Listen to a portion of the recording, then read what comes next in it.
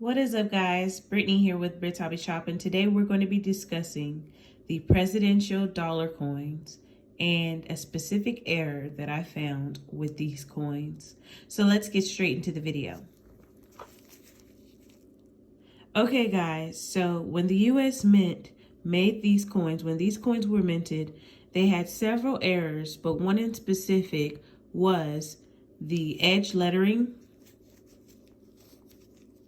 If you find one of these coins and there is no edge lettering, there you don't see any writing whatsoever on the edges, that is an error.